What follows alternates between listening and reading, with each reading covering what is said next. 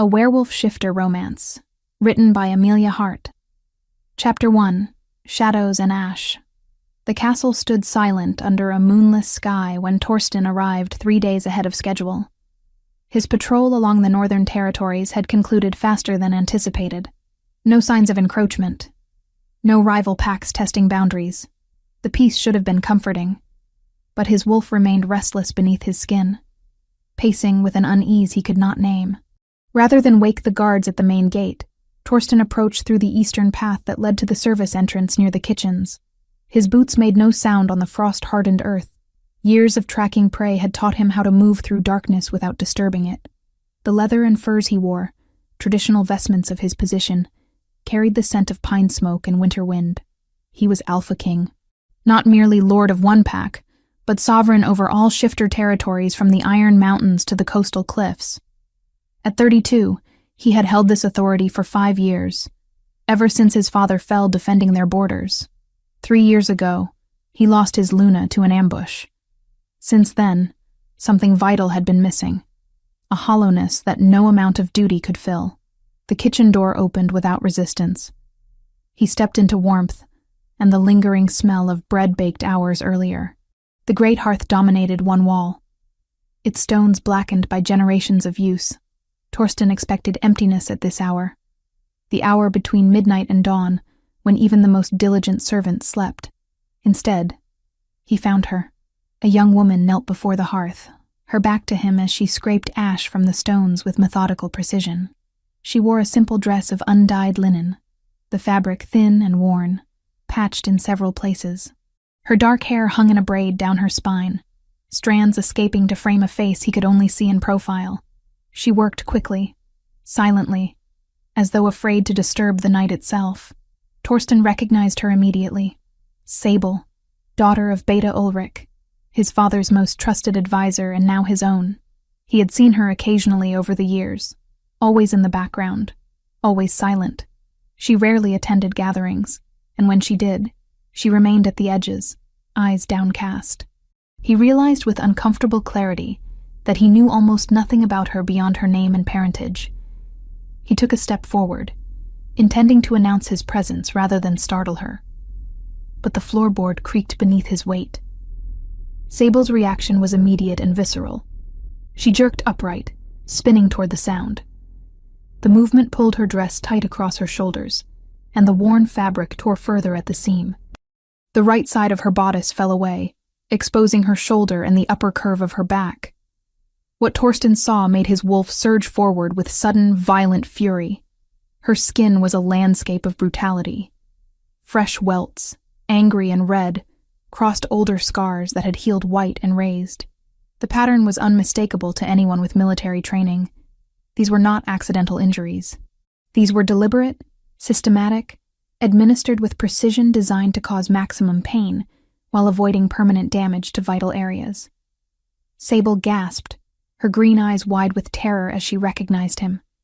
She grabbed at the torn fabric, trying desperately to cover herself, but her hands shook so violently she could barely hold it in place. "Your Majesty," she whispered, the words catching in her throat.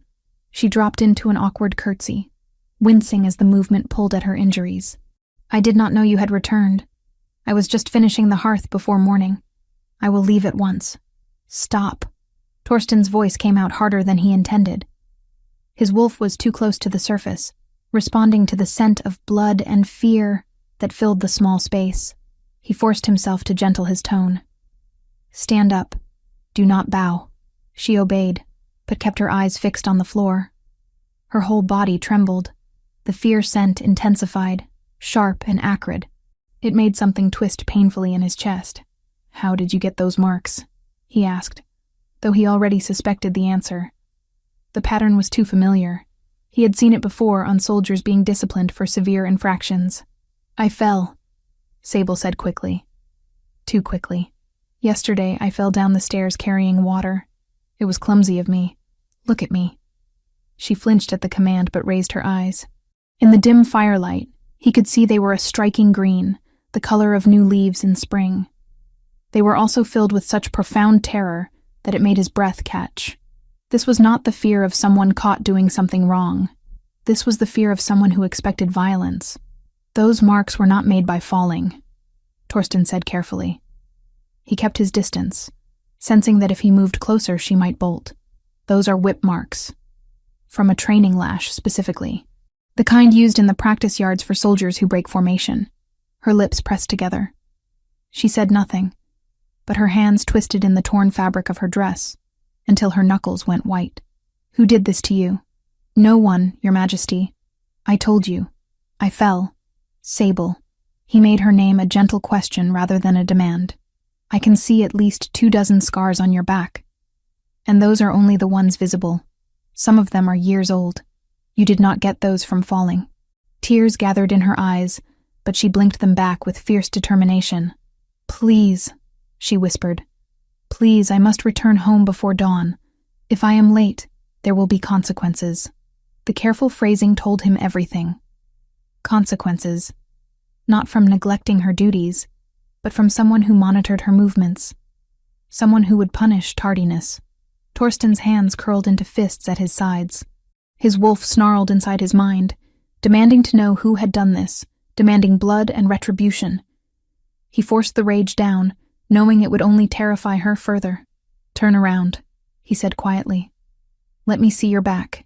Your Majesty, please. That was not a request. She turned slowly, lowering the torn fabric completely. What he saw made his vision go red at the edges. The fresh welts were even worse than he had initially thought. Some had broken the skin, leaving thin lines of dried blood, but it was the older scars that truly horrified him. Layers upon layers of them, crisscrossing her entire back from shoulders to waist. Some were thin lines, others thick and ropey from improper healing. This had been happening for years. Many years. Who? The word came out as a growl. His wolf was too close now, pushing against his control. Tell me who did this. Sable's shoulders hunched inward, making herself smaller. I cannot. Cannot or will not. It does not matter. Her voice was barely audible. Please, Your Majesty, I am no one. I am less than no one. What happens to me is of no concern to anyone. I just need to finish my work and go home. Less than no one? Torsten moved closer, unable to stop himself. She tensed but did not flee. You are the daughter of my beta. You are a member of this pack. That makes you very much my concern. My father would not agree with that assessment. The words slipped out before she could stop them. Her eyes went wide with horror at her own admission. I did not. Understanding crashed over Torsten with sickening clarity. The military precision of the scars, the access to training weapons, the authority to discipline without question, the careful isolation that had kept her invisible for years. Beta Ulrich, her own father. Show me your arms, he said, his voice deadly calm. Your Majesty, now. She pulled up her sleeves with shaking hands. More scars. Burns from hot metal on her forearms. Bruises in various stages of healing circling her wrists where she had been restrained. The wolf inside Torsten howled for release. He wanted to shift, to hunt, to tear apart whoever had done this. But the girl in front of him was already terrified. If he lost control now, he would only make it worse. You will not return home tonight, he said with absolute finality. There are servant quarters here in the castle. You will sleep there. I cannot. Panic edged into her voice. There will be... Please, Your Majesty, you do not understand. I understand perfectly. Torsten met her eyes, letting her see the cold fury he felt. And I am telling you that you will not leave this castle tonight. That is a direct order from your Alpha King. Do you intend to disobey? She stared at him, trapped between two sources of authority and clearly expecting punishment regardless of which she chose. Finally, she whispered, No, Your Majesty. Good. He moved to the door and called out. A guard appeared within moments, looking surprised to see the king. Escort this woman to the eastern servant quarters. Give her a room with a lock on the inside. She is not to leave, and no one is to disturb her. Post a guard if necessary. The guard glanced at Sable with curiosity, but had the sense not to ask questions. Yes, Your Majesty. Sable looked at Torsten one more time. There was no gratitude in her expression, only exhaustion and resignation. She expected this protection to be temporary. She expected to eventually pay for this night of safety. As the guard led her away, Torsten stood alone in the kitchen. The smell of her blood still hung in the air, mixing with old fear and newer desperation. His wolf circled restlessly, unsatisfied with merely removing her from immediate danger. It wanted more. It wanted justice. It wanted to understand why his wolf cared so much about someone he barely knew. He ran a hand through his dark hair, feeling the weight of his beard against his palm. 3 years since Astrid's death, and he had felt nothing. No interest in potential mates, no desire for connection. He had assumed that part of him had died with her. But standing in this kitchen, looking at the blood-stained ash where Sable had been working, he felt something stir. Not attraction. Not yet. Something more fundamental. A bone-deep certainty that she was important. That what happened to her mattered in ways he could not yet explain. Dawn would come in a few hours. He needed to sleep, to think clearly before taking action. But he knew sleep would not come. Every time he closed his eyes, he would see those scars. Every time he breathed, he would smell that fear. His beta, Ulrich, who had served his father for decades, who had pledged loyalty to Torsten himself, who sat in council meetings and made decisions about pack law and justice. That same man went home and systematically brutalized his own daughter. How many others knew? How many had seen and said nothing? How long had she been invisible, suffering in silence while the rest of them went about their duties? Torsten walked to where she had been kneeling. Her cleaning cloth lay abandoned on the stones, stained with ash and blood where her wounds had seeped through her dress. He picked it up, the fabric rough against his palm. Tomorrow, he would begin asking questions. Tomorrow, he would start unraveling the truth. But tonight, he would stand here in this kitchen and acknowledge a fundamental failure. He was Alpha King. He was supposed to protect his people, and he had not even known one of them needed protecting. His wolf growled low and furious. And for once, Torsten agreed completely. Someone would answer for this. Someone would pay. But first, he needed to understand. And then he needed to make sure Sable never went back to that house again. Chapter 2. Hidden Truths. Torsten did not sleep that night.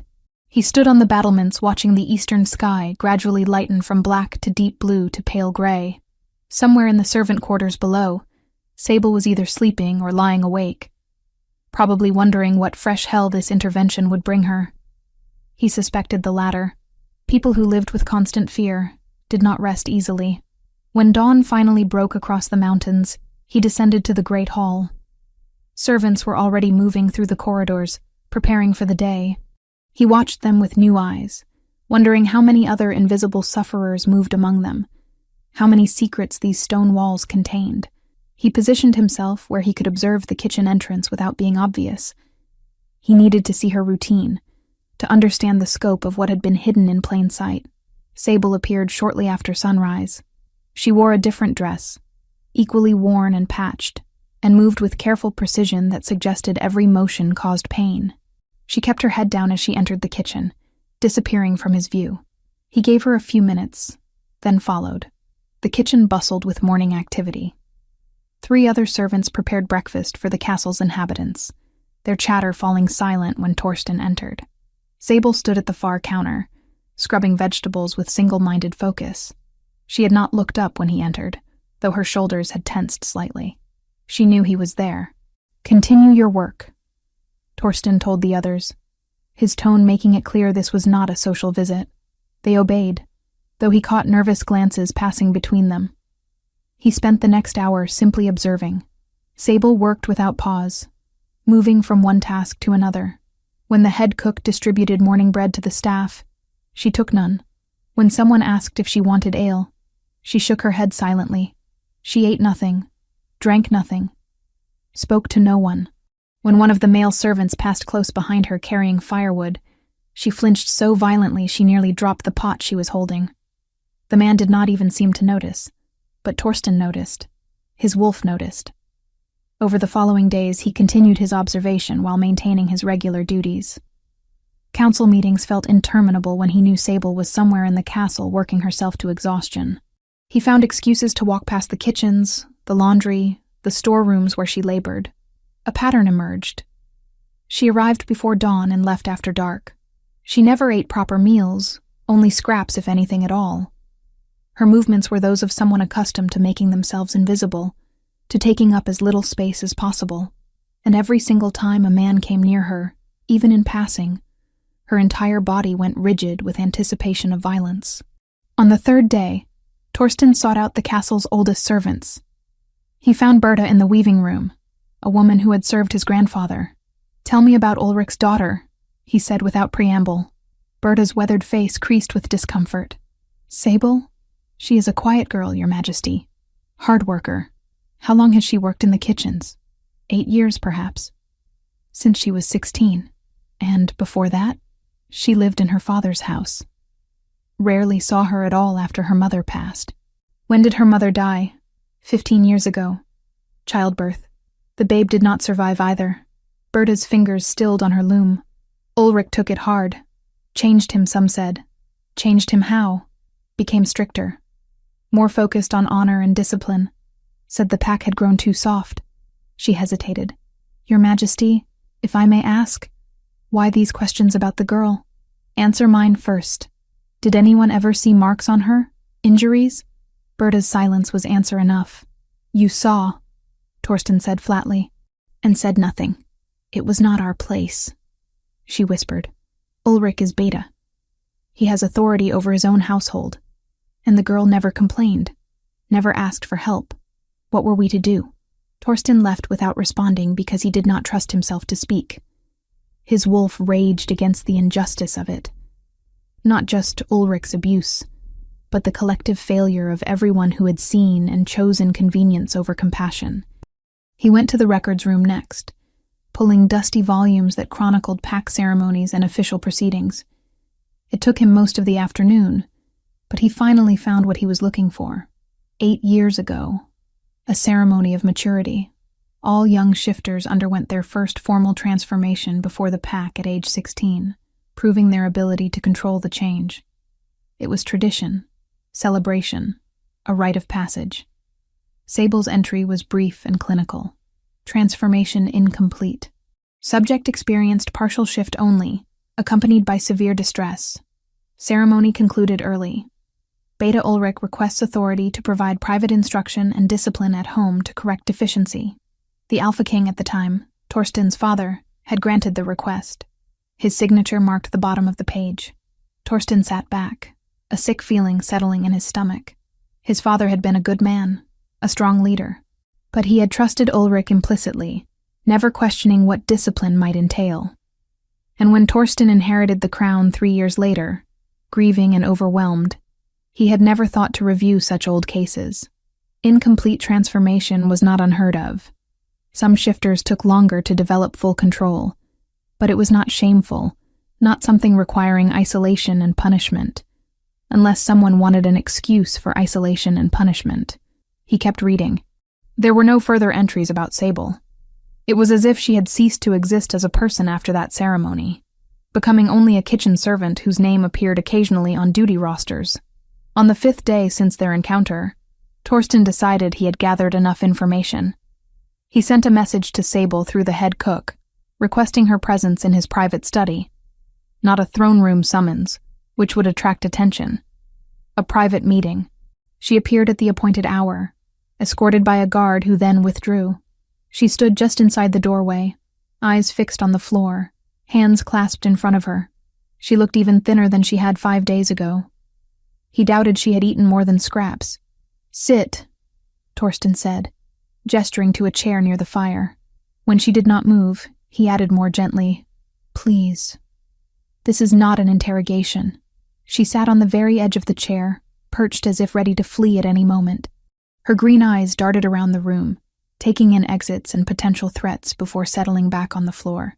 Torsten had prepared food. Simple fare that would not intimidate. Bread, cheese, dried fruit, a pitcher of water. He placed it on the table beside her chair. Eat, he said. I am not hungry, Your Majesty. That was not a question about your appetite. Eat. Her hands trembled as she reached for the bread. She took a small piece, barely a mouthful, and ate it with deliberate slowness, as if she had forgotten how to eat proper food, or as if she expected it to be taken away at any moment.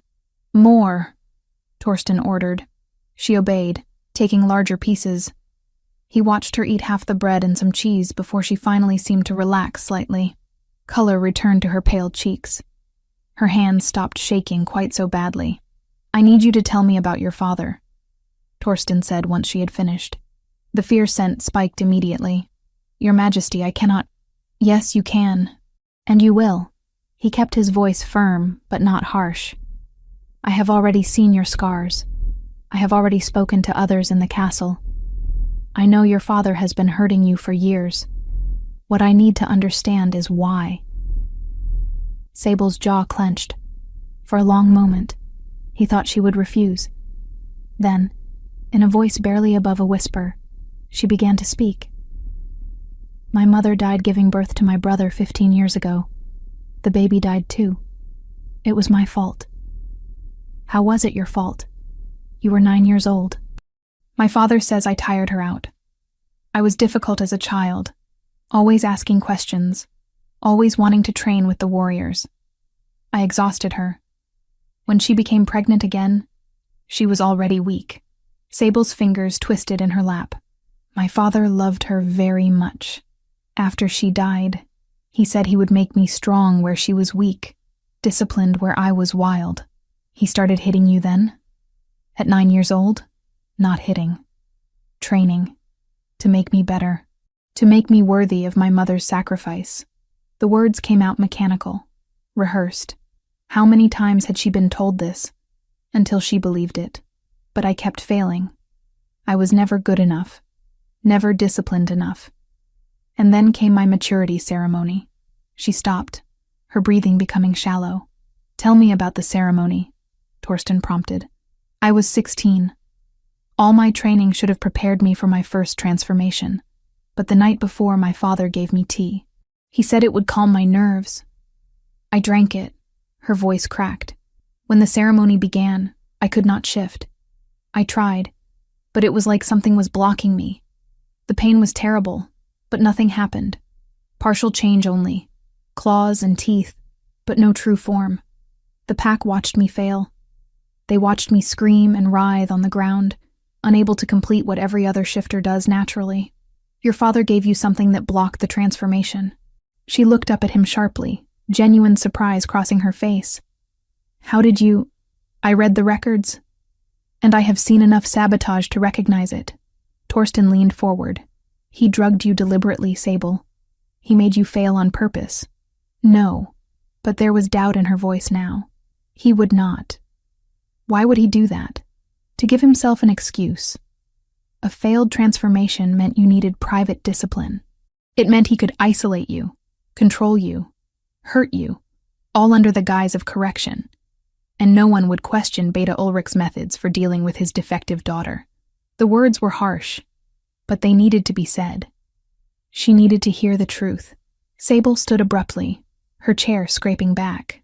I should return to my duties. Sit down. Your Majesty. Sit. Down. This time it was an alpha command, layered with power that made her wolf respond instinctively. She sat, but her whole body vibrated with tension. I am going to investigate this formally, Torsten said. I am going to bring your father before the council and present evidence of what he has done. And I am going to make sure he never touches you again. You cannot. Panic filled her voice. You do not understand what he is capable of. He is Beta. He has authority, respect, allies. They will never believe me over him. And when they do not, when you cannot prove anything, he will take me home and he will— She cut herself off, chest heaving. He will not take you anywhere. You are under my protection now. Protection. She laughed, a broken sound. For how long? A week? A month? Eventually, this will fade from your attention. You will have other matters to attend to. And I will still be his daughter, his property, his shame to correct as he sees fit. The resignation in her voice was worse than the fear. She truly believed nothing could change. Torsten rose and moved closer, crouching so their eyes were level. She tensed but did not flee. Listen to me carefully. I am Alpha King. What I say becomes law, and I am telling you that you are under my personal protection. You will not return to that house. You will not be alone with your father. You will not be hurt again. Do you understand? Why? The question was barely audible. Why do you care? I am no one. I am the broken daughter of your beta. I have no value to anyone. You are a member of my pack. That gives you value. That gives you protection. He held her gaze. And what was done to you was wrong. It was evil, and I will not allow it to continue. Tears gathered in her green eyes but did not fall. You cannot promise that. Watch me. For the first time since he had met her, something other than fear crossed her face. Hope, perhaps, or the beginning of belief. It was fragile, easily shattered, but it was there. I need you to trust me, Torsten said quietly. Just for a little while. Can you do that? After a long moment, Sable nodded. It was a small movement, hesitant and uncertain. But it was agreement. Good. Then we begin tomorrow. I will convene the council. And this time, the truth will be heard. Chapter 3. The Reckoning. The council chamber felt colder than usual when Torsten entered the following morning. 7 members sat around the heavy oak table, their faces showing varying degrees of curiosity and concern at being summoned with such urgency. Beta Ulrich sat in his customary seat to the right of where Torsten would stand, his expression calm and unreadable. Torsten took his position at the head of the table, feeling the weight of the leather and fur mantle across his shoulders.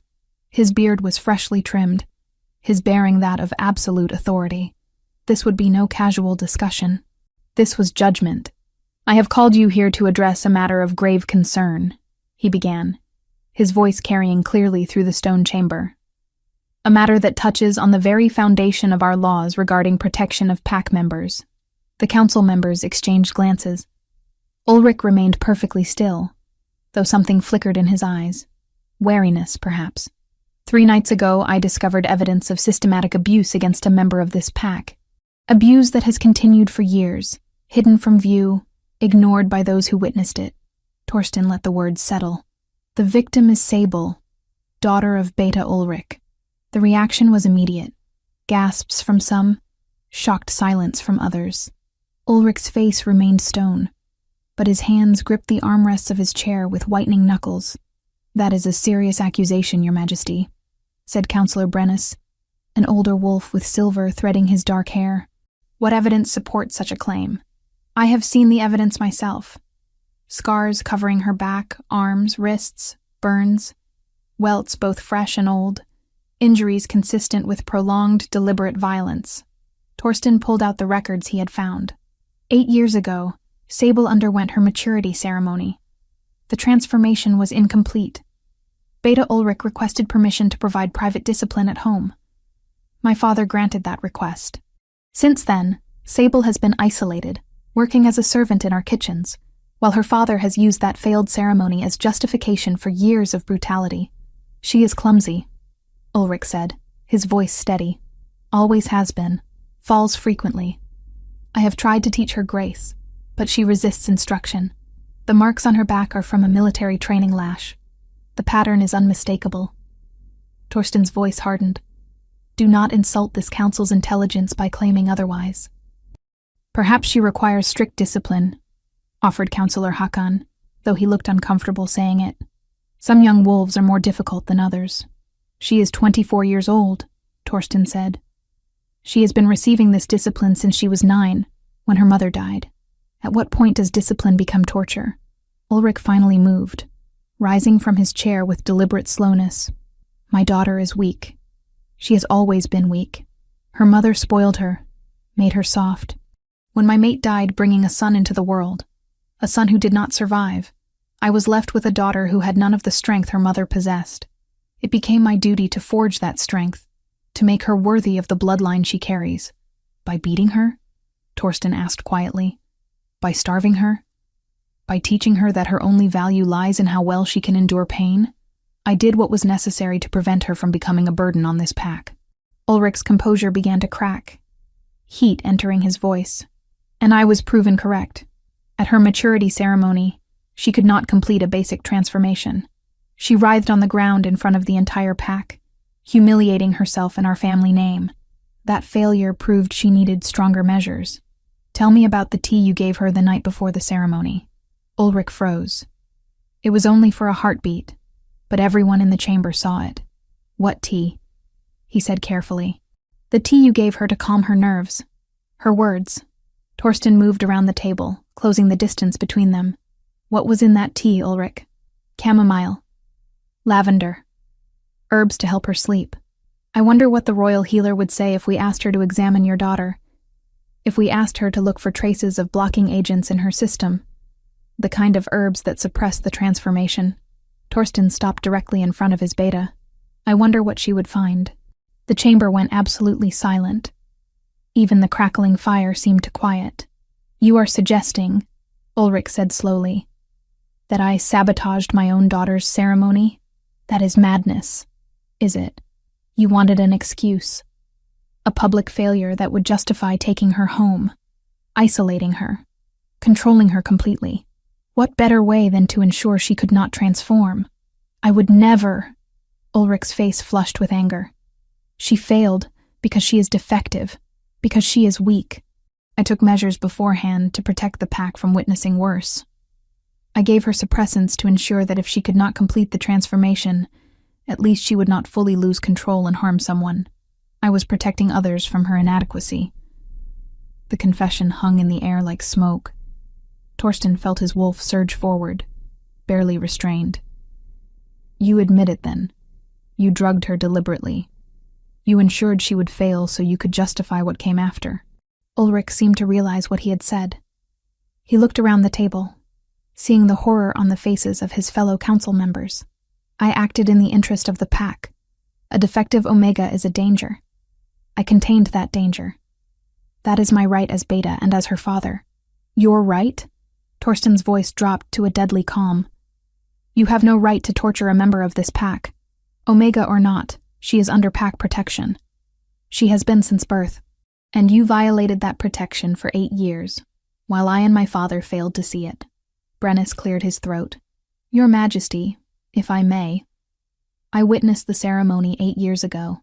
I remember thinking at the time that the girl seemed unusually disoriented, but I attributed it to nerves. He looked at Ulrich with something approaching disgust. If what you say is true, Beta Ulrich, if you deliberately caused her failure, that is a violation of pack law. Sabotaging a maturity ceremony is grounds for removal of rank. I did what needed to be done, Ulrich insisted, but his voice had lost its steadiness. She dishonored our bloodline by existing. Her birth killed my mate and my son. Every day she drew breath was an insult to their memory. I tried to make her strong enough to deserve survival. I tried to forge her into something useful, but she remained weak, defiant, ungrateful for the attention I gave her. Attention. Torsten repeated the word as if tasting poison. You call years of beatings attention? I call it necessary correction for an Omega who could not even manage a basic transformation. Because you prevented it. The shout echoed off the stone walls. Torsten's wolf was so close now, his eyes flashing amber. You destroyed her ability, and then punished her for the destruction. You blamed a child for her mother's death and spent 15 years making her pay for the crime of surviving. Another council member spoke up. Aldwin, who rarely contributed but whose opinion carried weight. I must confess something. 3 years ago, I saw the girl in the market. She was carrying supplies for the kitchens. Her sleeve had slipped, and I saw burn marks on her arms. When I asked about it, she claimed an accident with hot oil. I suspected otherwise, but Ulrich was Beta. His authority over his household was absolute. I told myself it was not my place to interfere. I too saw signs, admitted Hakan quietly. She flinched whenever men came near her. I thought perhaps she was simply timid by nature. You all saw, Torsten said, looking at each of them in turn. You all suspected. And you all chose to do nothing because it was easier than confronting a man in power. Uncomfortable silence met his accusation. They could not deny it. I will not make that mistake. Torsten turned back to Ulrich. Effective immediately, you are removed from your position as Beta. You are stripped of all advisory roles and council privileges. You will be confined to the castle prison while a formal sentence is determined. You cannot do this. Ulrich's composure finally shattered. I have served this pack for 30 years. I served your father loyally through wars and famine. I have bled for our people. And you would cast me aside for disciplining my own daughter? You tortured her. I tried to make her strong. You broke her. Torsten's voice cracked like a whip. You took a child and you systematically destroyed her until she believed she deserved the pain, until she believed she was worthless, until she could not even eat a meal without permission. She is worthless. Ulrich spat. She killed my mate. She dishonored our name. Every day I looked at her and saw my failure to produce a worthy heir. I did what any father would do when faced with such disappointment. No. Torsten's voice went deadly quiet. Any father would have loved her, would have helped her grow, would have protected her. You are no father. You are a coward who beat a child because you could not face your own grief. Ulrich lunged forward, rage overtaking reason. Guards appeared from the doorway instantly, seizing him before he could reach the Alpha King. He struggled against their grip, his face contorted with fury. You have grown weak, Ulrich snarled as they dragged him back. Ever since Astrid died, you have been weak. You let emotion cloud your judgment. You see a pretty face with sad eyes, and you forget your duty to the pack. She has bewitched you somehow, turned you against your own people. This is not about justice. This is about you trying to fill the hole your dead mate left behind. The words struck deep, but Torsten did not flinch. Take him to the cells. Post guards. No visitors. As the guards hauled Ulrich toward the door, the former Beta turned back one last time. This is not over. You will regret choosing her over me. The pack will never accept a broken Omega as anything more than what she is. And when you finally see that truth, when you realize your mistake, it will be too late. The damage will be done. The door slammed shut behind him, cutting off whatever else he might have said. Torsten stood in the sudden silence, feeling the eyes of the council on him. Does anyone else wish to voice objections to my decision? No one spoke. Good. Then we are adjourned.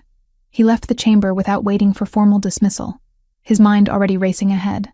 Ulrich was contained, but Sable did not know that yet. She would have heard that the council was convened, would be waiting in terror for the outcome. He found her exactly where he expected to, in the kitchens, scrubbing the same pot over and over with mechanical precision. Her hands were raw from the hot water and harsh soap. She did not look up when he entered, but her shoulders tensed. Come with me, Torsten said gently. She set down the pot and followed without question, without looking at anyone else in the kitchen. They walked through corridors until they reached a section of the castle she had likely never entered, the residential wing where higher-ranking pack members lived. These will be your quarters, he said, opening a door to a modest but comfortable room. You have a lock on the inside. 2 guards will be posted in the hallway at all times. No one enters without your permission. Sable stood in the doorway, staring at the room as if it were a trap. What happened at the council? Your father confessed. He admitted to sabotaging your transformation ceremony. He is being held in the cells pending formal sentencing. Her legs seemed to give out. She caught herself against the door frame, breathing hard. He will kill me. When he gets out, he will kill me. He will not get out. Not for a very long time. Torsten moved closer but maintained distance. You are safe now. Why? The question came out broken.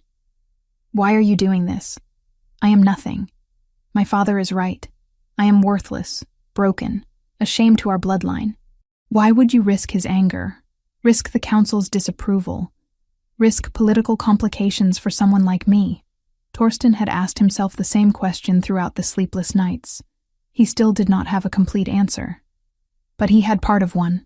Because you are my responsibility, he said quietly. Because I failed you. And I will not fail you again. Because what happened to you was wrong, and I have the power to make it right. She looked at him then, really looked at him, and he saw the desperate hope warring with years of learned helplessness in those green eyes. I do not know how to be safe, she whispered. Then I will teach you. Chapter 4. Healing Wounds. The room felt too large. Sable sat on the edge of the bed, hands folded in her lap, staring at walls that held no memories of pain. Clean linens, a window with actual glass, a hearth with wood already stacked beside it. Luxury beyond anything she had known in 8 years. She did not sleep that first night. Every creak of settling wood made her jump. Every footstep in the corridor sent her heart racing.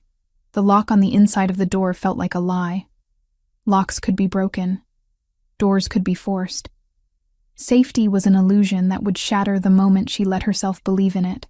Dawn came eventually. With it came a knock at her door, gentle but firm. Sable? A woman's voice, aged and kind. I am Marin, the castle healer. The Alpha King has asked me to examine you, if you will allow it. Sable opened the door slowly. The woman standing there had white hair braided in the traditional style. Deep lines around eyes that held both wisdom and warmth. She looked familiar, though Sable could not place why. I knew your mother, Marin said softly, as if reading her thoughts. You have her eyes. May I come in? Something about the mention of her mother made Sable step aside. Marin entered, carrying a worn leather bag that smelled of herbs and healing salves. I will need to see the injuries, Marin said, setting her bag on the table. I promise to be gentle, and you may tell me to stop at any time. No one had ever asked Sable's permission for anything before. The novelty of it made her throat tight. She removed her dress with trembling hands, standing in only her thin undergarments. Marin's sharp intake of breath was the only sound for several long moments. Sweet ancestors, the healer whispered. She moved closer, professional detachment warring with obvious horror. Child, how long has this been happening? 15 years. Sable's voice came out hollow. Since my mother died. Marin's hands were gentle as she examined each scar, each burn, each place where skin had healed wrong from lack of proper treatment. She said nothing, but Sable saw tears gathering in the old woman's eyes. The Alpha King wants to know about the transformation blocking, Sable said quietly. Can you tell? Let me check. Marin pulled out several small vials from her bag, mixing herbs with practiced efficiency. Drink this. It will make any foreign substances in your blood glow under moonlight. Sable drank the bitter mixture. Marin led her to the window where morning sun was just beginning to brighten the sky. She held Sable's wrist up to the light, examining the veins carefully. There, Marin breathed. Do you see that faint gray tinge? That is wolfsbane residue. Not the killing kind, but the suppressing kind. In your system for years, I would guess. Enough to damage your connection to your wolf without killing you outright. My father gave me tea, Sable heard herself saying. Almost every night. He said it would help me sleep, help me think clearly. It was poisoning you. Marin's voice shook with anger. Slowly, carefully, keeping you weak and disconnected from your wolf. I suspect he increased the dose before your maturity ceremony to ensure complete suppression. Can it be fixed? Yes, but it will take time. Months of treatment to purge the toxins and rebuild your connection. Teas, purification rituals, meditation to reconnect with your inner wolf. Marin squeezed her hand gently. It will not be easy, but you are stronger than you know. Sable wanted to laugh at that. Strong. She had spent 15 years being broken and had never once fought back. As if sensing her thoughts, Marin added, Survival is its own kind of strength. You endured what would have killed weaker souls. Now we teach you to thrive. Over the following days, Marin came every morning and evening. She brought salves for the scars, teas for the poison, and something Sable had forgotten existed, gentle conversation. Marin spoke of her own daughter, long since moved to a southern pack. She spoke of the weather, of castle gossip, of nothing and everything. She treated Sable like a person, not a problem to be corrected. The physical wounds began to heal. The emotional ones would take longer. Torsten visited every afternoon, always at the same time, always knocking first. At first, Sable could barely look at him. He was Alpha King. He had saved her, protected her, destroyed his own beta for her sake. The debt felt crushing. "You do not owe me anything," he said one afternoon, as if reading her mind again. They sat in her room, a careful distance between them. "This is not a transaction." "Then why?" she asked, the question that had haunted her since that first night. "Why risk so much for someone like me?" Torsten was quiet for a long moment. 3 years ago, I lost someone. My Luna, Astrid. We were patrolling the northern borders when we were ambushed by a rival pack. I was separated from her during the fighting. By the time I found her, he stopped, jaw clenching. I was too late. I have carried that failure with me every day since. "I am sorry," Sable whispered. "I tell you this because I understand guilt. I understand carrying weight that does not belong to you. Your mother's death was not your fault, Sable. Your father's cruelty was not your fault, and you do not deserve to punish yourself for surviving." The words cracked something inside her. Tears came before she could stop them, silent and overwhelming. Torsten did not try to touch her, did not offer empty comfort. He simply sat with her while she cried for the first time in years. After that, their conversations came easier. He told her about the burden of leadership, about the loneliness of sitting in council chambers making decisions that affected thousands of lives. She told him about the isolation of the kitchens, about making herself invisible, about the strange comfort that came from knowing exactly what each day would bring, even if that certainty involved pain. "You liked the predictability," Torsten said, understanding in his voice. "At least I knew what to expect. Now everything is uncertain. I do not know how to exist without rules telling me when to work, when to eat, when to sleep, when to hurt." She looked at her hands. "Is that pathetic?" "No. It is honest." 3 weeks passed. Then a month. The teas Maren prepared gradually shifted in composition as the wolfsbane purged from Sable's system. The scars on her back faded from angry red to pale pink. She started eating regular meals without prompting. Small victories that felt monumental. One afternoon, Torsten arrived with a proposal. "I want to start training you," he said. "Basic defense. How to protect yourself if you are ever in danger again." Sable's immediate response was fear. "I cannot fight. Everyone can fight. You have simply never been taught how." He stood, offering his hand. "Come. Just simple movements today. I promise not to push too hard." She took his hand, surprised by the warmth of it. He led her to a private training yard behind the castle, away from curious eyes. It was empty, except for practice weapons and training dummies. "Show me your stance," Torsten said. Sable had no idea what that meant. She stood there awkwardly, arms at her sides. "Like this." He moved behind her, gently adjusting her posture.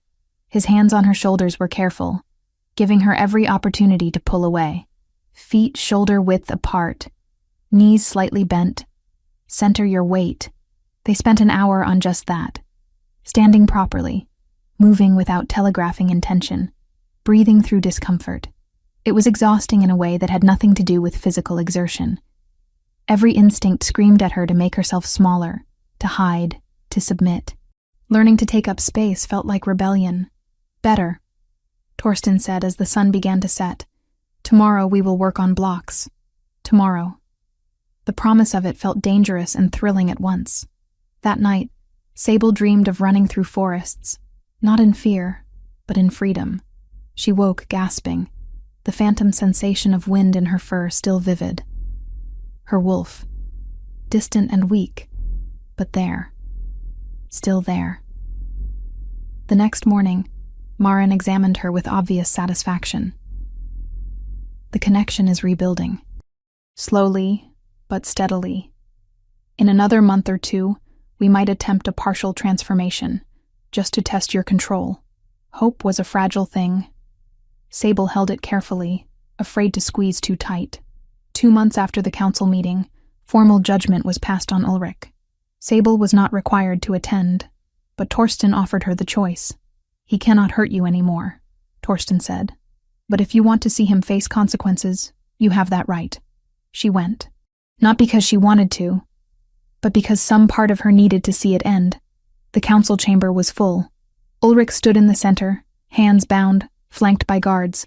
He looked older than she remembered, smaller somehow, When his eyes found hers in the crowd, she saw hatred so pure it felt like a physical blow. "Beta Ulrich." Torsten's voice rang with absolute authority. "You have been found guilty of systematic abuse, of sabotaging a sacred ceremony, of violating pack law and basic decency. The council has voted. You are hereby stripped of all rank and titles. You are exiled from these lands for 5 years. You will be escorted to the eastern mountains at dawn and left there. If you return before your sentence is complete, you will be executed. Do you understand?" "I understand that you are a fool," Ulrich said, his voice carrying across the chamber. "That girl has bewitched you. She has always been manipulative, always playing the victim, and you have fallen for it completely. When you realize your mistake, when she shows her true nature, remember that I warned you." "Take him away," Torsten ordered. As the guards moved forward, Ulrich turned to look at Sable one last time. "You destroyed everything. Your mother, your brother, my honor, my position. I hope you are satisfied with the ruin you have wrought. You are a curse on our bloodline, and you will always be broken." The words struck deep, but Sable did not look away. She met her father's gaze and held it until he was forcibly turned around and marched from the chamber. Her hands were shaking. She clasped them together tightly, willing them to be still. Torsten appeared beside her, not touching but present, a wall between her and the lingering poison of those final words. "He is wrong," Torsten said quietly. About all of it. Sable wanted to believe him. She was trying to learn how. That evening she returned to her quarters to find Marin waiting with a small package. "What is this?" Sable asked. "Open it." Inside was a training tunic and leather breeches, sized for her. Simple but well made. Clothing meant for movement, for strength, for someone who intended to fight. "The Alpha King commissioned them," Marin said with a smile. "He said you would need proper attire for training. That kitchen dresses were not appropriate for a warrior." A warrior. The word felt absurd and wonderful at once. Sable held the clothing against her chest, feeling something warm and unfamiliar bloom beneath her ribs. Not happiness, not yet, but maybe the beginning of it. Chapter 5. Growing connection. In the weeks that followed Ulrich's exile, the castle's rhythm shifted in small but undeniable ways. What had once been a backdrop for Sable's survival slowly began to resemble a place where a future might exist. 3 months passed since Ulrich's exile, and the castle transformed from a place of silent suffering into something resembling sanctuary. Sable woke each morning without the immediate terror that had once defined her existence. The lock on her door remained unused most nights now, though its presence still comforted her. Marin's treatments showed undeniable progress. The wolfsbane had been systematically purged from Sable's system through carefully measured teas and purification rituals that left her exhausted but cleaner somehow, as if poison had seeped from her very bones. The scars on her back faded from angry red to pale silver, still present but no longer screaming their history to anyone who looked. "You are healing remarkably well," Marin said one morning as she examined Sable's arms. "The connection to your wolf is strengthening. I can feel it when I check your pulse. The rhythm is changing, becoming more synchronized with your inner nature. When can I try to shift?" Sable asked, the question both eager and terrified. "Soon. Another few weeks to be certain. Rushing it could damage the bond permanently." Marin squeezed her hand gently. "Patience, child. You have already come so far." Torsten had become a constant presence in her new life, arriving each afternoon at the same hour with the reliability of sunrise. They no longer met in her quarters where everything felt weighted with formality. Instead, they walked the castle grounds, spoke in the library, or sat in the gardens when weather permitted. Their conversations had evolved beyond trauma and recovery into something more substantial. Torsten spoke of the burdens of leadership, the impossible choices that kept him awake at night, the weight of knowing that every decision affected hundreds of lives. Sable listened and found herself offering perspectives he had not considered, seeing problems from angles his advisors missed. "You would make a good counselor," he said one afternoon as they walked along the eastern wall. "You see connections others overlook." "I spent years watching people," Sable replied. When you are invisible, you notice things. The cook favors her left side because her hip pains her. The head guard drinks more when his son writes from the southern territories. The younger servants gossip about which warriors are gentle and which are cruel. Small details that reveal larger truths. Torsten studied her with an expression she could not quite read. I have been thinking. When you are ready, I would like to begin training you properly.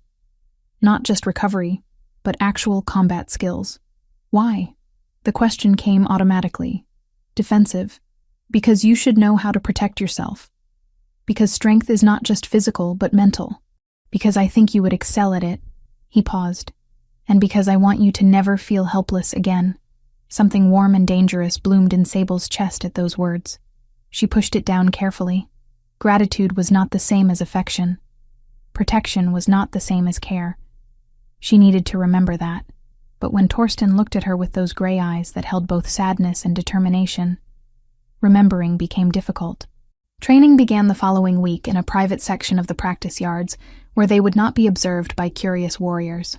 Torsten started with basics, stance and movement, how to read an opponent's intentions through body language.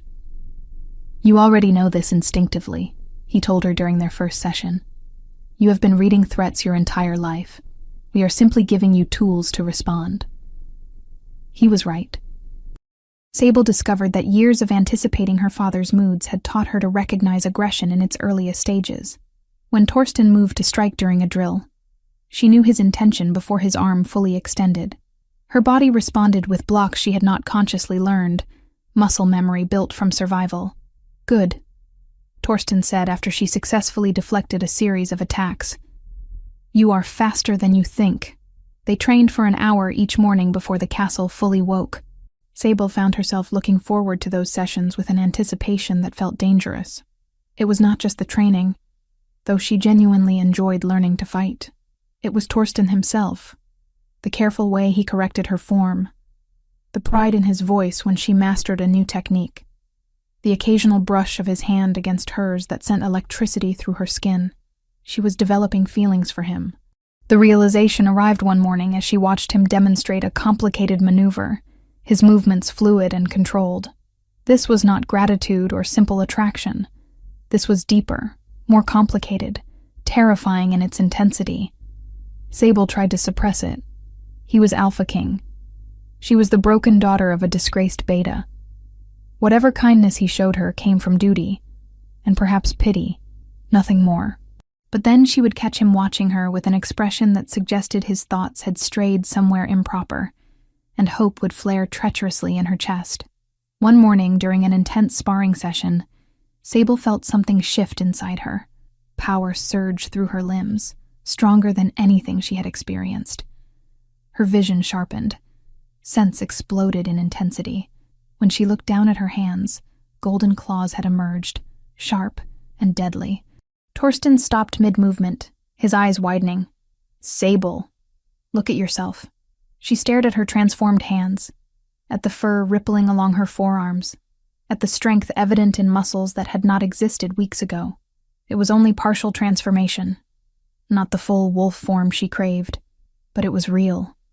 Undeniable proof that her wolf still lived. The emotion overwhelmed her. Joy and relief and disbelief crashed together. Without thinking, she threw herself at Torsten, wrapping her arms around him in an embrace fueled by pure gratitude and triumph. He caught her easily, his arms coming up to steady her. For a moment they stood like that, her face pressed against his chest, his heart beating steadily beneath her ear. The world narrowed to that single point of contact. Then awareness returned. Sable pulled back, horrified at her own boldness. I am sorry. I should not have. Do not apologize. Torsten's voice was rough. His hands remained on her shoulders, thumb tracing the edge of her collarbone through the fabric of her training tunic. You have nothing to be sorry for. The air between them felt charged, heavy with words neither dared speak. Sable's transformed hands slowly returned to normal as her wolf settled. Satisfied with having made its presence known, Torsten released her and stepped back, though reluctance showed in every line of his body. We should stop for today. That was significant progress. You need rest. But as Sable walked back to her quarters, She felt anything but tired. Energy hummed through her veins, equal parts wolf power and the lingering sensation of Torsten's arms around her. Maren confirmed later that afternoon that the partial transformation was excellent progress. In another month, perhaps 2, you will be ready to attempt full shift. The bond is rebuilding beautifully. That evening, Torsten did not come for their usual walk. Sable tried not to feel disappointed, tried not to analyze what the embrace might have meant. She was being foolish. He was probably occupied with important matters of state, not avoiding her because of one impulsive hug. But he did not come the next evening either, or the one after that. On the 4th day, ambassadors arrived at the castle, their banners marking them as representatives from the southern territories. Sable heard about it from kitchen gossip, how they brought proposals and gifts, how they had been received with full ceremony in the great hall. She should not have felt jealous when she learned one of the ambassadors was Alpha Halvard's daughter, the beautiful and accomplished Ingrid. She should not have cared when servants whispered about marriage alliances and strategic benefits, but she did care. Desperately. Painfully. With an intensity that revealed just how deeply her feelings for Torsten had grown. The ambassadors stayed for 3 days. During that time, Sable saw Torsten only once, passing in a corridor surrounded by advisors and guests. He met her eyes briefly, something conflicted in his expression, before being pulled away by council business. On the evening of the 3rd day, Maren found Sable in the library, pretending to read. "He is not interested in her," the healer said without preamble. "I do not know what you mean. Child, I may be old, but I am not blind. The southern girl is beautiful and accomplished, and would make an excellent political alliance. The council is pushing hard for the match." Maren sat beside her. "But Torsten barely looks at her. He looks for you instead. Even when you are not in the room, he looks. That does not mean anything. It means everything. But he is afraid." "Of what?" "Of taking advantage of you. Of confusing gratitude with genuine feeling. Of rushing you into something before you are ready." Maren's voice was gentle. "He cares for you deeply, Sable. But he does not want to pressure you. So he holds back, probably suffering terribly while doing so." The words settled over Sable, warm and terrifying. "I do not know what to do. You do nothing until you are certain of your own heart.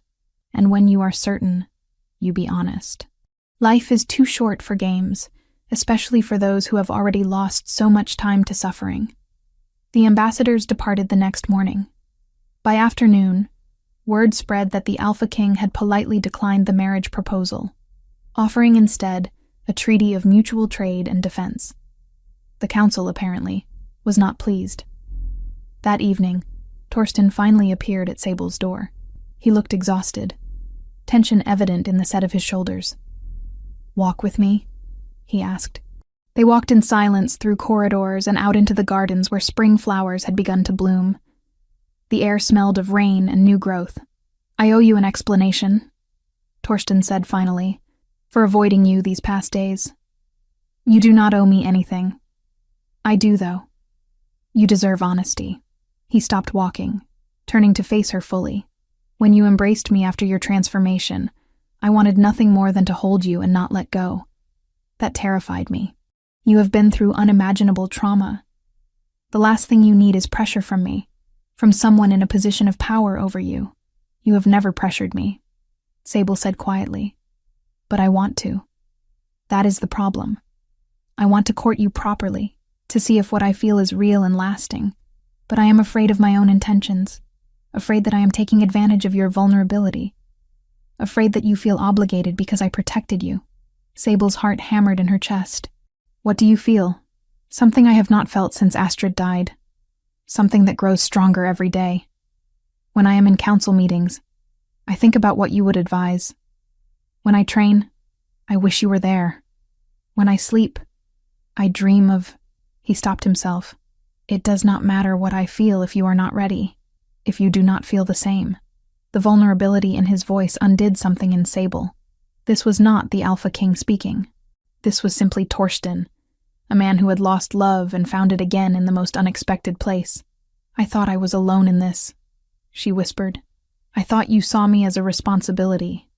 Something broken you needed to fix. You were never broken. Hurt, yes. Treated abominably, absolutely, but never broken. He took a careful step closer. Sable, I am asking your permission to court you properly. Not as king to subject, but as one person to another.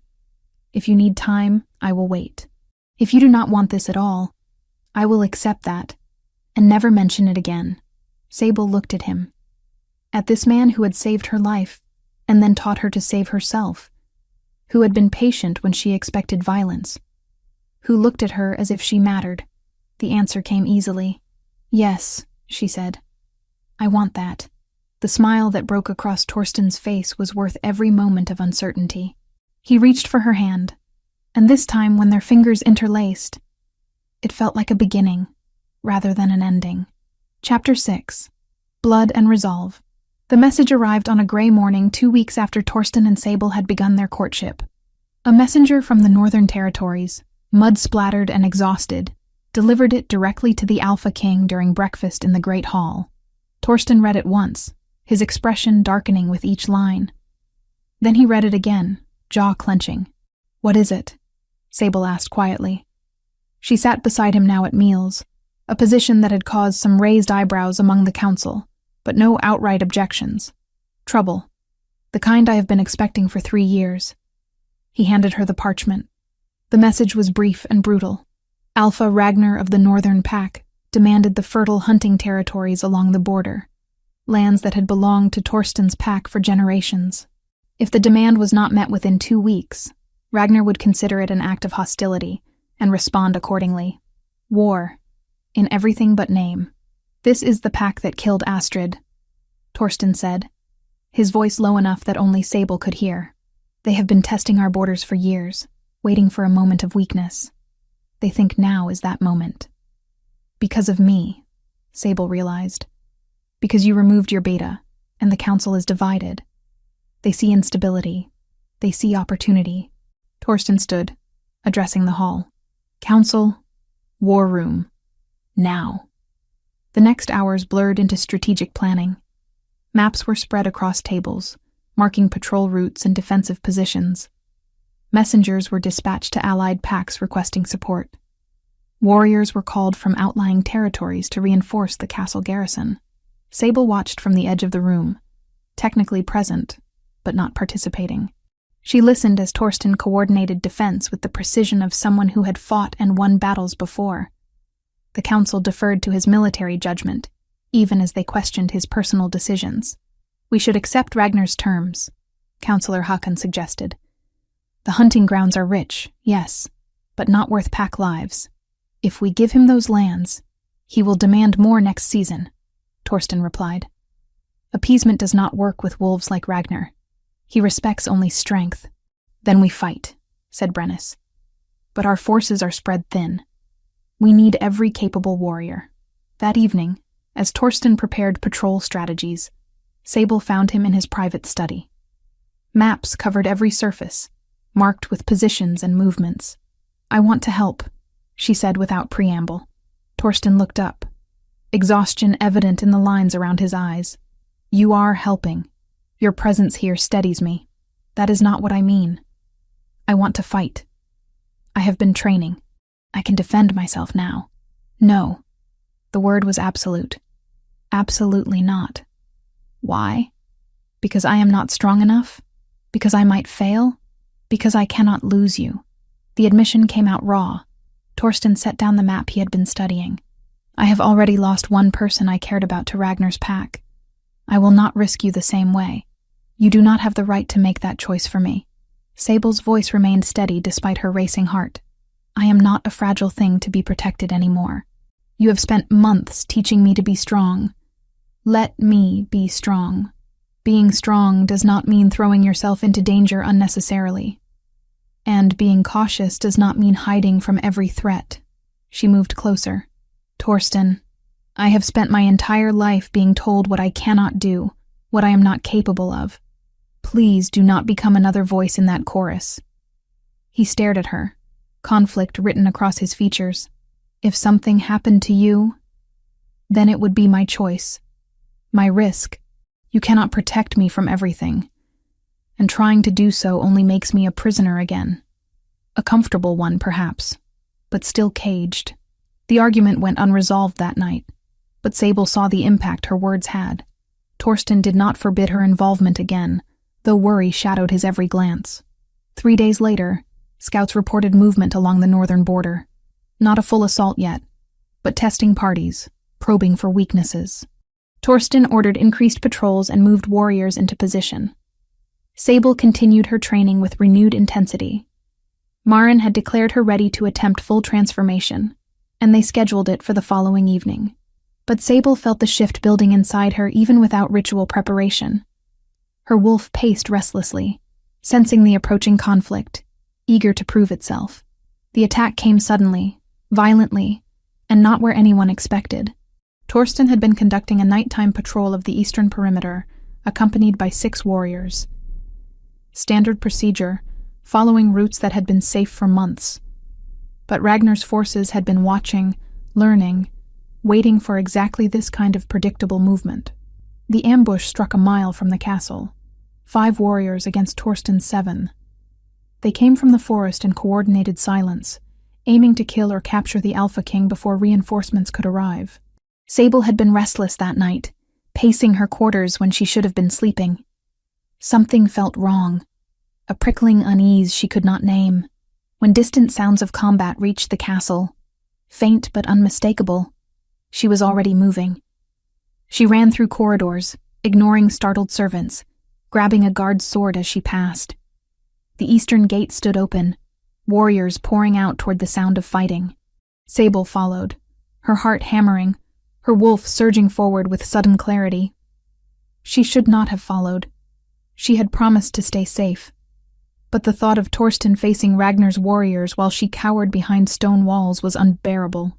The forest was dark, lit only by scattered moonlight through heavy clouds. Sable followed the sounds of snarling and the metallic scent of blood. Her eyesight sharpened impossibly. Her hearing caught nuances she had never noticed before. Her wolf was rising, responding to danger and desperation. She found them in a clearing torn apart by combat. Bodies lay scattered, some moving, and some terribly still. Torsten fought in full wolf form, massive and dark-furred, his gray eyes burning with fury. He had already killed 2 attackers, but 3 more circled him, coordinating their strikes with practiced precision. One lunged. Torsten twisted, catching the wolf by the throat and throwing it aside, but the maneuver left him exposed. Another attacker dove for his flank, jaws aimed at the vulnerable space between ribs. Sable did not think. She ran forward, sword raised, and drove the blade into the attacking wolf's shoulder. It howled and turned on her, rage and pain making it sloppy.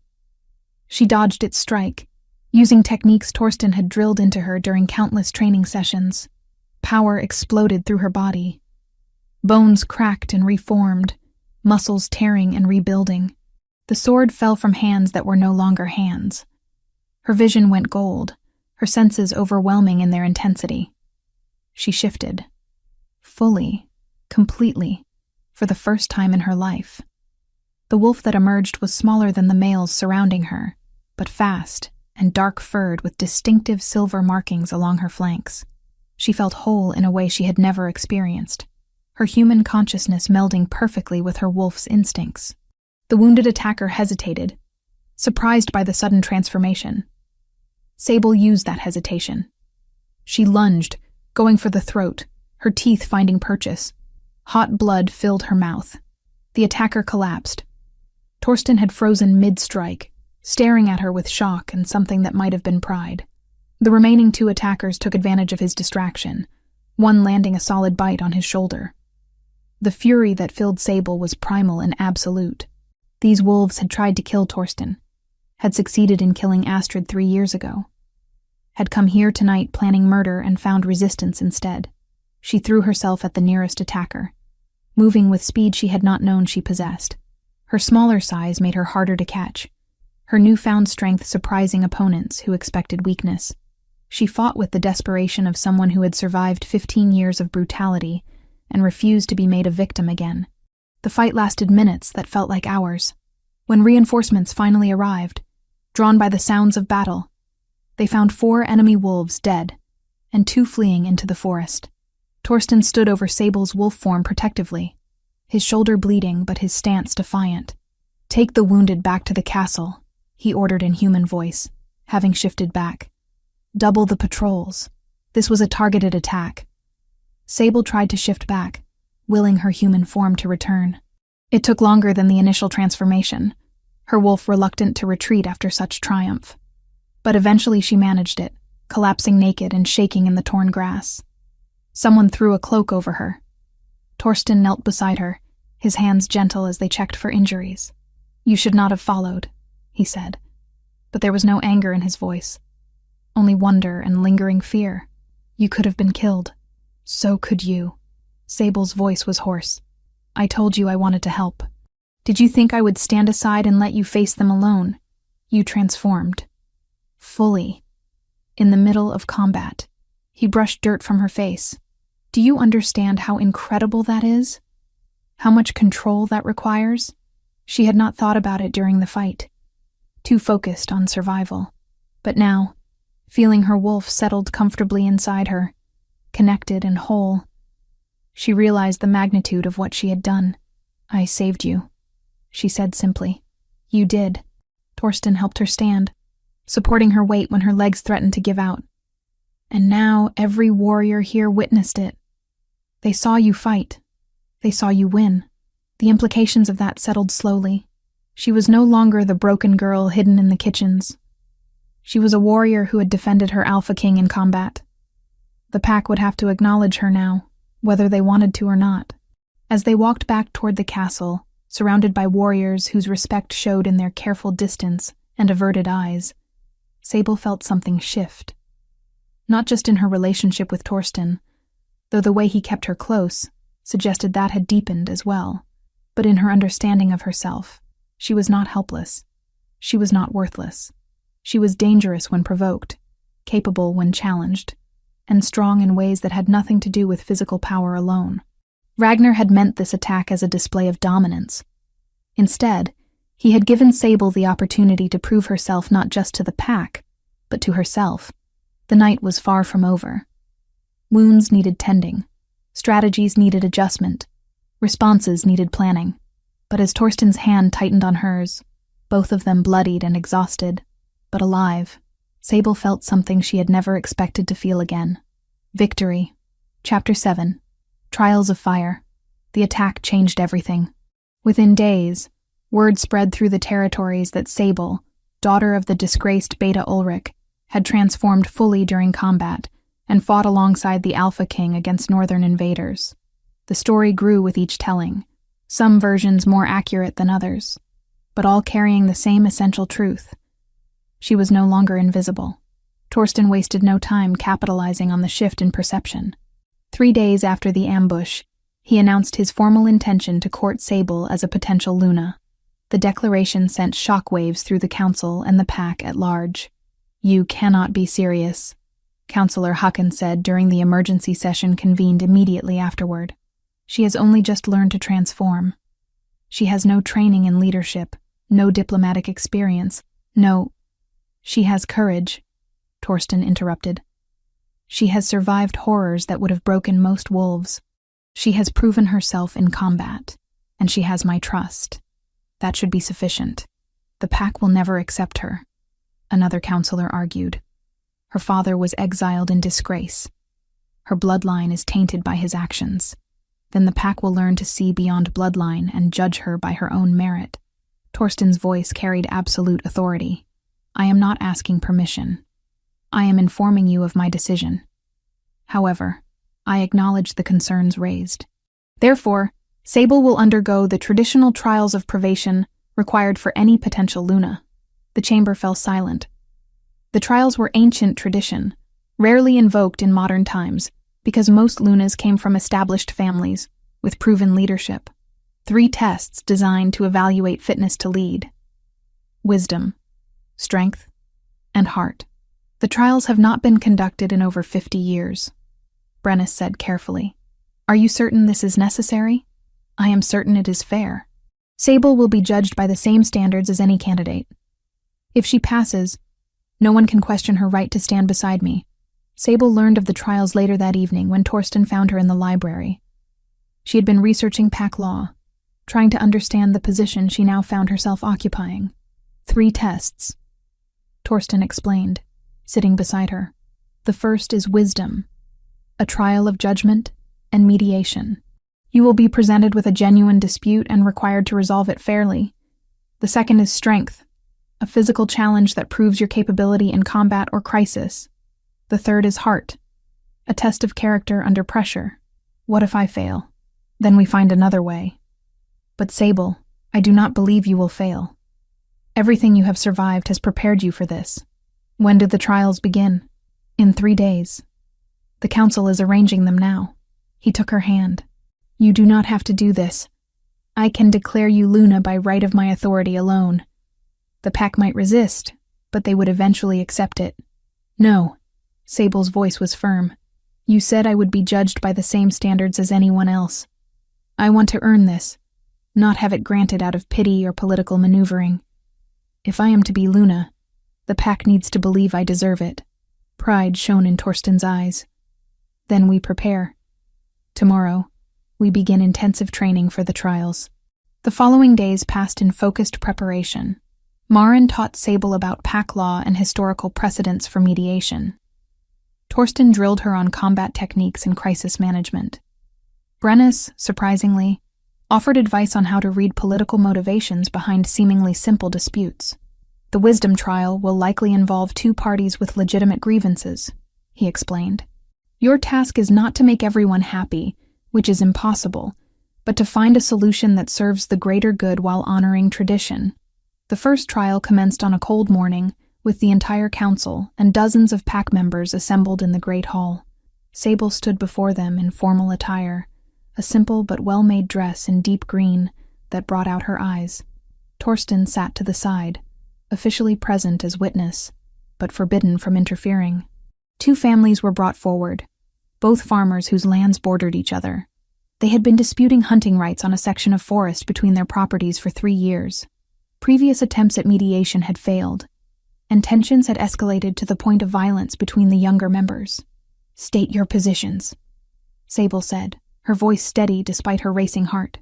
The first farmer, an older man named Gideon, argued that his family had hunted those woods for generations, long before the neighboring family had even arrived in the territory. Tradition granted him the rights. The second farmer, a woman named Petra, countered that the forest was technically unclaimed land, open to anyone who worked hard enough to track game there. Her family needed the meat as much as Gideon's did, and denying them access based solely on who arrived first was unjust. Both had valid arguments. Both had supporters in the assembled crowd. Sable could feel the weight of judgment pressing down on her shoulders. She spent an hour questioning both parties, asking about herd sizes, family needs, hunting patterns, and seasonal variations. The council watched with expressions ranging from skepticism to curiosity. Finally, Sable made her decision. The forest will be shared, she announced, but not randomly. Gideon's family will have exclusive hunting rights during autumn and winter, when game is most plentiful and preservation techniques allow for storage. Petra's family will have exclusive rights during spring and summer, when fresh meat is needed but cannot be stored as easily.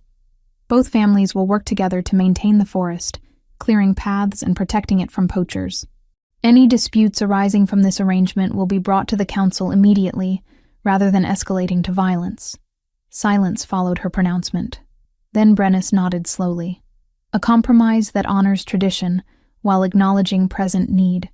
Neither family gets everything they want, but both benefit. Well reasoned. Gideon looked unhappy, but grudgingly accepted. Petra seemed surprised, but pleased. The council members exchanged glances, some impressed, others still reserving judgment. The first trial is past, Torsten declared. The second trial came 2 days later, designed to test strength and capability under pressure. Sable expected combat or a test of physical prowess. Instead, she was presented with a different kind of crisis. A child had wandered into the forest and become lost. Search parties had been looking for hours without success. As the trial, Sable was required to lead a team to find and retrieve the child before nightfall, when temperatures would drop dangerously. She was given 6 warriors to command, all of whom had more experience than her. Some looked openly skeptical about following orders from someone so recently a kitchen servant. Sable pushed past her intimidation. Form a line, 20 paces between each person. We move east from the child's last known location, sweeping in a grid pattern. Anyone with tracking experience, point out signs. Everyone else, watch for disturbed undergrowth or fabric caught on branches. We move quickly but thoroughly. Understood? They moved out, following her instructions with varying degrees of enthusiasm. Sable used every sense available to her, letting her wolf's instincts guide her through the forest. She noticed details others missed. A small footprint in mud, a broken twig at child height, the faint scent of fear carried on the wind. 2 hours into the search, she found the trail. The child had wandered east, then doubled back north, probably disoriented. She redirected the search party, pushing them hard. They found the girl just before dusk, cold and frightened, but unharmed, huddled beneath a fallen log. Sable approached slowly, speaking gently, her own memories of fear making her careful not to frighten the child further. "You are safe now," she said, wrapping her cloak around the shivering girl. "Let us get you home." The warriors who had doubted her carried new respect in their eyes as they returned to the castle. The child's parents wept with gratitude. The council acknowledged her success. "The second trial is past," Torsten said, his pride evident despite the required neutrality. The third trial was scheduled for the following evening, during the full moon. The trial of heart, the most difficult to quantify and the most subjective in judgment. Sable waited in her quarters as the sun set, trying to calm her racing thoughts. Marin had been unable to tell her what to expect. The trial varied depending on the candidate and the circumstances. When the summons came, it was not to the great hall, but to the courtyard. The council waited there in the moonlight, their expressions grave. Torsten stood with them, but something in his posture screamed alarm. "For your final trial," Brennus announced, "you must face a truth from your past. You must confront your greatest fear and prove that you have conquered it." 2 guards stepped forward. Between them, bound and furious, was Ulrich. Sable's world narrowed to that single figure, her father, who had beaten her for 15 years, who had poisoned her, who had destroyed her childhood and nearly destroyed her future. The man she thought safely exiled far away. He was intercepted attempting to return, Brennus explained. He violated his exile and was captured 3 days ago. "We have been holding him for this purpose. You are using him as part of my trial?"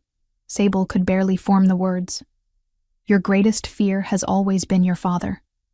The trial requires you to face him, to show that you have moved beyond the power he held over you." Brennus gestured to the guards. "You will fight him one-on-one. Defeat him, and you pass. Fail, and you are deemed unworthy." "This is barbaric," Torsten growled, taking a step forward. "She should not have to." "It is tradition," another counselor interrupted. "The trial of heart requires facing one's deepest fear. For Sable, that fear has a name and a face." Ulrich's eyes locked on Sable, burning with hatred and something worse. Satisfaction. He had been given one final chance to hurt her, sanctioned by the very council that had exiled him. "Look at you," he said, his voice dripping contempt. "Playing at being strong, playing at being worthy, but I see the truth. You are still that pathetic child who cowered in the corner while I administered correction. You are still weak, still broken, still mine." The words struck like physical blows. Sable felt herself shrinking, old patterns of fear rising automatically. Then she looked at Torsten, saw the faith in his eyes, the absolute certainty that she could do this.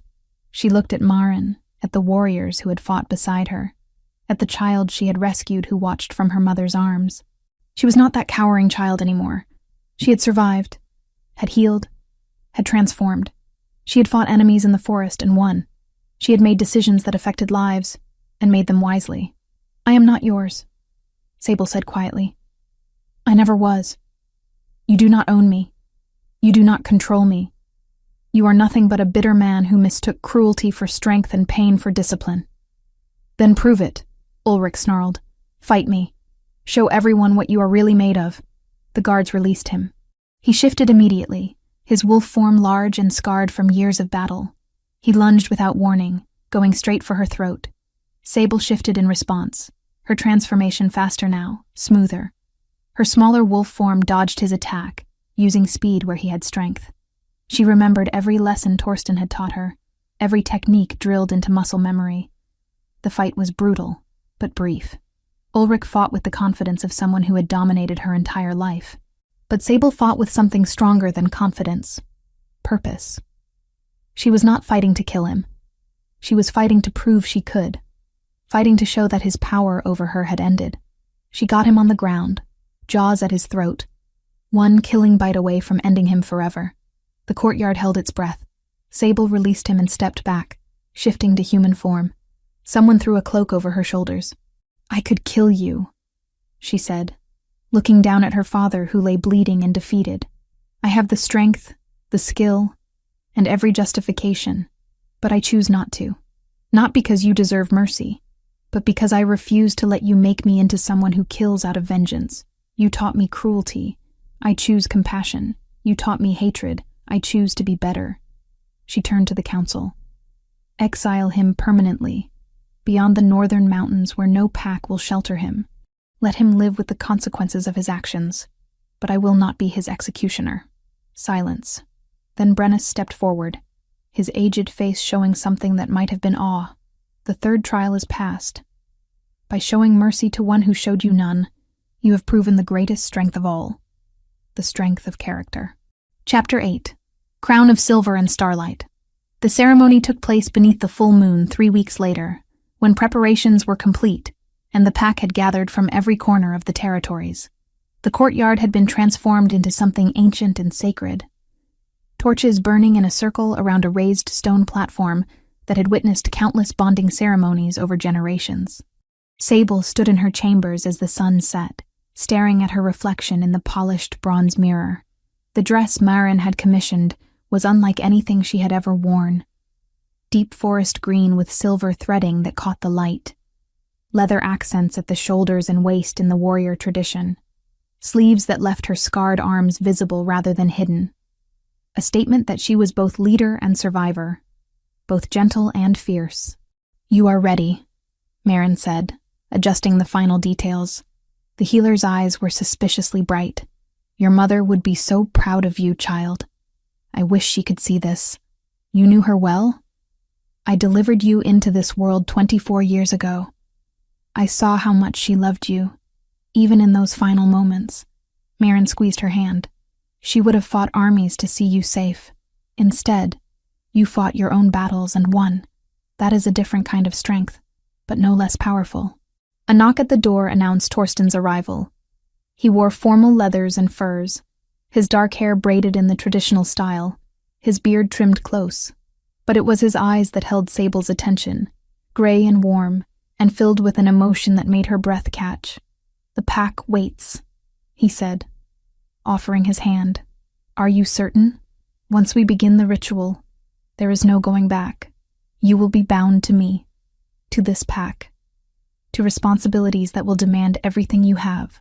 I have never been more certain of anything." She took his hand, feeling the rightness of it settle into her bones. They walked together through corridors now familiar, past servants who bowed with genuine respect, past guards who offered nods of acknowledgement. The castle that had once represented her cage now felt like home. The courtyard fell silent as they emerged. Hundreds of pack members circled the platform, witnesses to the ancient ritual. The council stood nearest, even the skeptics now showing acceptance, if not warmth. Children perched on their parents' shoulders, eyes wide with wonder. Brennus stepped forward as officiant, his aged voice carrying clearly across the assembly. "We gather tonight under the witness of the moon and stars to bind our Alpha King to his chosen Luna. The trials have been completed and passed. The pack has been consulted. Does anyone present contest this bonding?" Silence answered. Not the hostile silence of rejection, but the accepting quiet of consensus. "Then let us proceed." Brennus gestured for them to approach the platform. The ceremony followed traditions older than the castle itself. Torsten and Sable knelt facing each other, hands clasped between them. A ceremonial blade was presented, silver and ancient, used for this purpose for centuries. Blood calls to blood, Brennus intoned. Pack calls to pack. Two become one under the moon's blessing. The blade cut shallow lines across their palms. They pressed their bleeding hands together, their blood mingling as words of binding were spoken in the old tongue. Sable felt power surge through the connection, her wolf rising to meet Torsten's, recognizing and accepting the bond. Then came the marking. Torsten shifted partially, his canines lengthening. He leaned forward, his breath warm against her throat, and bit down gently over her pulse point, the claiming mark that would identify her as Luna, to every wolf who saw or scented her.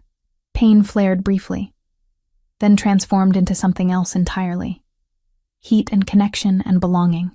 When he pulled back, his eyes had gone amber with his wolf's presence. Sable felt the mark settle into her skin, power thrumming through it. Her turn. She shifted partially, feeling her own canines extend, and marked him in return. His shoulder, just above his heart.